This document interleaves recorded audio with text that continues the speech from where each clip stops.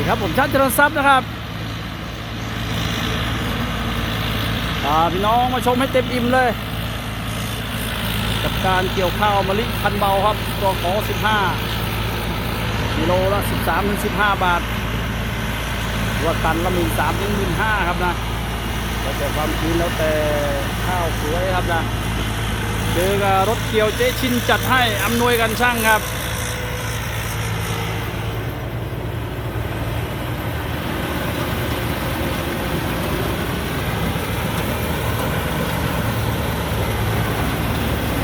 เล่นเต็มสูบเลยนะเจอเขาล้มเป็นไงเจอเขาล้มก็ยังแรงครับน้ำหนัก8 ตันครึ่งนะอุ้ม 2.5 ตันปากเกี่ยวด้วย3 เม็ดครับใบแท็ก80 เซนโรลเลอร์รองรับการกระดกนั้น11 ตัวครับนะรองรับโซ่ข้างบนอีก2 ตัวไม่มีการหลุดครับนะไม่มีโซ่ตกโซ่หลุดครับนะ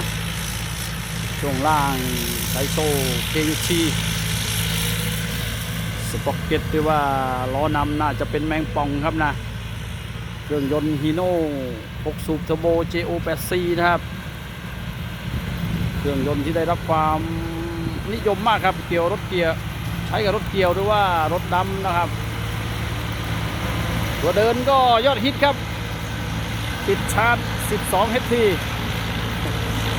จัดจ้านทีเดียวครับแล้วก็ปั๊มไดกิน13นะครับขับตัวเดินสายขวาเสียงโบลั่นทุ่งครับนะ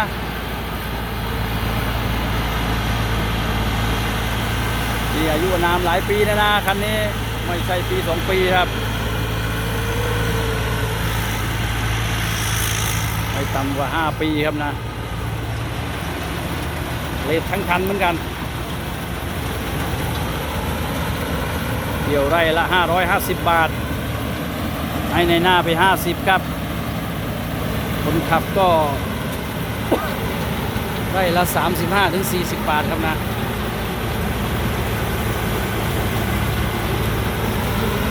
ที่เหลือก็เหลืออยู่ประมาณสัก350 บาทครับนะจะอยู่ไหมประมาณ300ครับนะ300ก็ถ้าได้1,000 ไร่ก็300,000ครับนะแค่นั้นเองถ้า2 ไร่ก็600,000ครับนะคิดกันง่ายๆนะครับรายได้จากรถเกี่ยวทำเดือนเดียวจบครับนะถ้าได้เกี่ยว60 วันเนี่ยโอ้อร่อยเลย นะครับเก็บตกครับไปดูว่าจะได้หนูไหมหนูจะวิ่งออกมาไหมไม่มีตู้แอร์ครับนะใช้ลมธรรมชาติแล้วก็ผ้าใบกันข้างบนครับ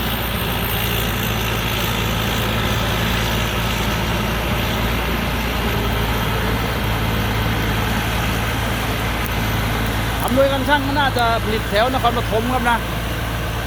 ผลิตแถวบางเลนเอาอีกรอบหนึ่งครับ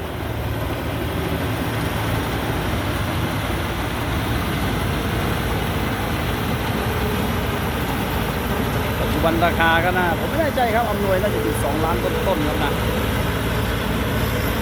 ปัจจุบันรถเกี่ยวข้าวถูกสุดก็อยู่มา1.6 ล้านนะครับ1.6 ล้านจนถึง2.7 ล้านครับนะมีเป็น10-20 ค่ายครับนะลองมาปรึกษากันดูนะครับอนาคตก็จะถูกลงครับนะถ้ารถเกี่ยวขายเกิน2 ล้านก็จะไม่มีใครซื้อครับนะ เพราะว่าเศรษฐกิจไม่ค่อยดีคู่แข่งก็เยอะข้าวคนก็ไม่ตกตามฤดูกาลครับนะเราจะคุ้นทุนก็ต้นทุนการสร้างรถเกี่ยวก็เต็มที่อยู่ประมาณสัก1.2 ล้านครับนะผมนั่งคำนวณดูแล้วนะหลังจากนั้นก็เป็นกำไรหรือว่าภาษีทรัพย์สินทางปัญญาอะไรนะครับนะลิขสิทธิ์ว่ากันไปนะครับจริงถ้าอยู่อู่หนึ่งมีแค่ 4-5 คนสร้างก็ไม่ได้แพงอย่างที่คิดครับนะว่าผมเจาะมาแล้วครับเจาะทะลุลูกโปร่งหมดแล้วนะครับต้นทุนตู้อยู่เท่าไหร่ตัวเดินอยู่เท่าไหร่ครับรู้หมดครับนะ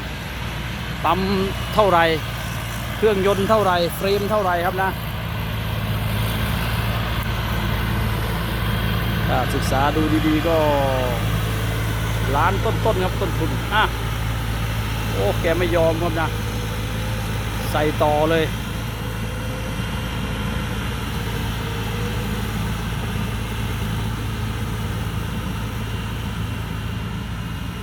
ถือว่าเร็วจัดคนขับก็คนสุพรรณครับคนสุพรรณแต่ว่าขับรถเกี่ยวจนได้แฟนหรือว่าได้เมียอยู่บุรีรัมย์ก็ถือว่าประสบการณ์เยอะขับรถได้ดีครับนะวิดีโอชุดนี้เอาแค่6 นาทีพอแล้วไม่ไหวพอแห้งครับไปหาดื่มน้ำปัสสาวะก่อนเฮ้ยดื่มน้ำครับดื่มน้ำไม่ดื่มน้ำ สิไปดื่มน้ำปัสสาวะยังไงเนาะทั้งเหม็นทั้งขมเลยวันนี้เนาะวันนี้วันเสาร์ผมเมื่อยได้พี่น้องให้บ่ได้หยุดเลยเอาสิ่งสวยๆสิ่งแรงๆเอาอาชีพให้พี่น้องได้ชมกันครับนะอาชีพเกษตรกรรมนะครับ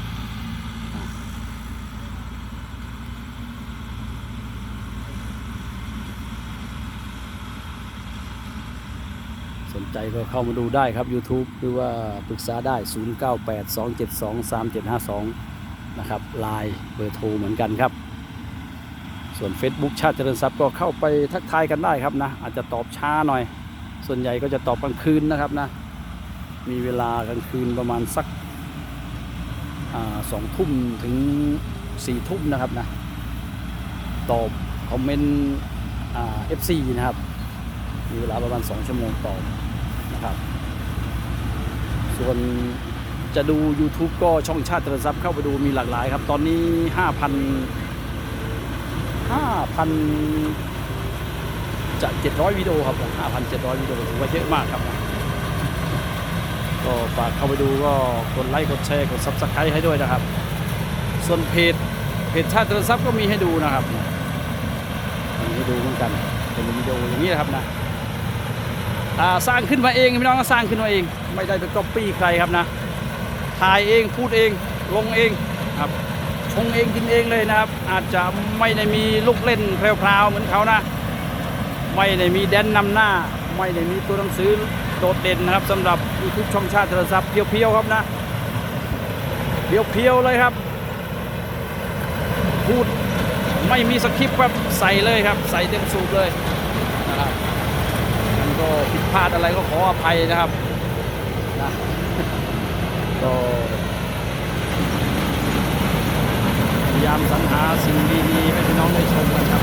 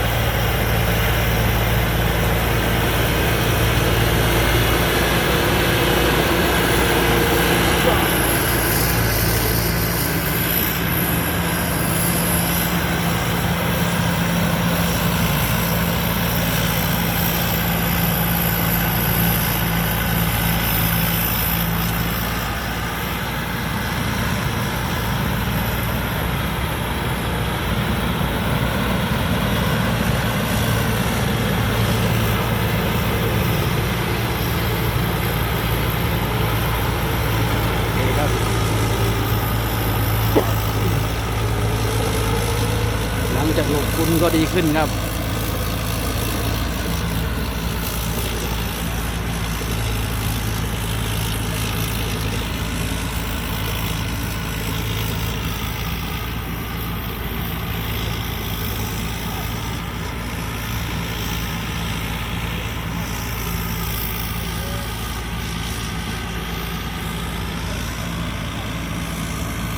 อาจจะหายไปแป๊บหนึ่งพี่น้องเพราะว่าฝุ่นละอองเยอะครับนะ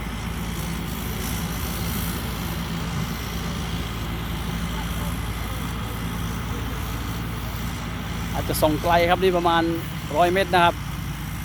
โอ้100 เมตรหรือ50 เมตร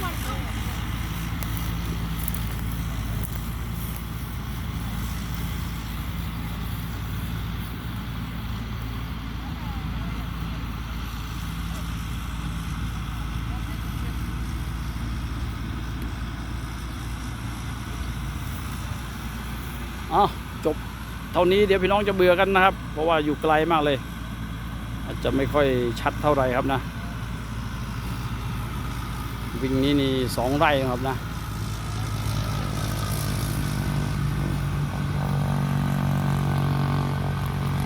ฝากกดติดตามนะครับสวัสดีครับ